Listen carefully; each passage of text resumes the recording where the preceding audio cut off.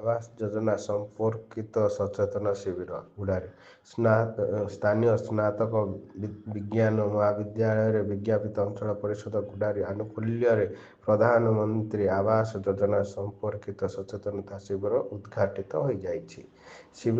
ଶିବିରରେ ଗୁଡ଼ାରୀ ପୌର ପରିଷଦ ସମସ୍ତ 11ଗୋଟି ୱାର୍ଡ ଜନସାଧାରଣଙ୍କ ନିମନ୍ତେ ପର୍ଯ୍ୟାୟକ୍ରମେ ଆସନ୍ତା 15 ତାରିଖ ମଧ୍ୟରେ ଆୟୋଜନ କରାଯିବ ବୋଲି ନିର୍ବାହୀ ଅଧିକାରୀ ପ୍ରସନ୍ନ କୁମାର ପାଢ଼ୀ ମତବ୍ୟକ୍ତ କରିଛନ୍ତି।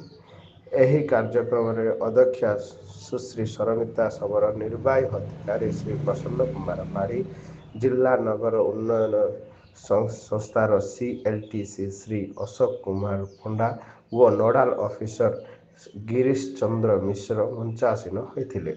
ଏହି ଶିବିରରେ ଗୁଡ଼ାରୀ ପରିଷଦ ଅଧୀନରେ ପ୍ରଧାନମନ୍ତ୍ରୀ ଆବାସ ଯୋଜନା ପାଇଁ ଉପକୃତ ହୋଇଥିବା ଜଣେ ସଫଳ ମହିଳା ହିତାଧିକାରୀ ଶ୍ରୀମତୀ ଲଳିତା ବିଶ୍ୱନାଥଙ୍କୁ ଏହି ପରିଷଦର ଏହି ଶିବିରରେ ଅଧ୍ୟକ୍ଷା ସୁଶ୍ରୀ ସରମିତା ଶବର ଦ୍ୱାରା ସମ୍ମାନିତ କରାଯାଇଥିଲା।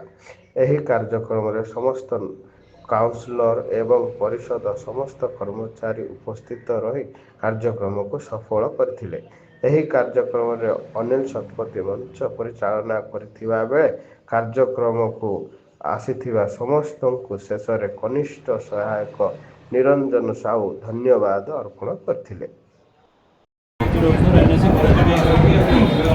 ଆମର ପ୍ରାଇମ୍ ମିନିଷ୍ଟର ଆବାସ ଯୋଜନା 2.0 ଆମେ ଗୋଟେ NSC ସ୍ତରୀୟ ସଭା କରୁଛୁ। ଆଉ ସେଠି ଆମର ଯେଉଁ ଆର୍ଥିକ ଅନଗ୍ରସର ଲୋକ ଅଛନ୍ତି କି ନିମ୍ନ ଆୟକାରୀ ଲୋକ ଅଛନ୍ତି, ନିମ୍ନ ମଧ୍ୟବିତ୍ତ ଆୟକାରୀ ଲୋକ, ସେମାନଙ୍କର ଆୟ 3 ଲକ୍ଷରୁ ଅଧିକା 6 ଲକ୍ଷରୁ କମ୍, ଆଉ 3 ଲକ୍ଷରୁ କମ୍ ଥିବା ଲୋକ ଏମାନଙ୍କ ପାଇଁ ବୋଲି ଆମର ଯେଉଁ PUI ଦିଆହେବ, ପକ୍କା ଘର ଦିଆହେବ। ଯେତେ ସବୁ ପକ୍କା ଘର ଅଛି, GI ଘର ଅଛି, ଆମର ଟାଇଲ୍ସ ଘର ଅଛି, କି ଆମର ଟିଣ ଘର ଅଛି, ସେଗୁଡ଼ାକ ପକ୍କା ଘର କରିବା ପାଇଁ ସରକାର ଯୋଜନା କରୁଛନ୍ତି। ଏଥିପାଇଁ ସେମାନଙ୍କୁ 2,50,000 ଲେଖା ସହାୟତା ଦିଆଯିବ। ଆଉ ଆମେ ଚେଷ୍ଟା କରୁଛୁ ଗୁଡ଼ାରୀରେ ଯେତିକି ଅଛି କଚ୍ଚା ଘର ମୁକ୍ତ କରାଯିବ, ସବୁଗୁଡ଼ା ପକ୍କା ଘର କରାଯିବ। ଧନ୍ୟବାଦ।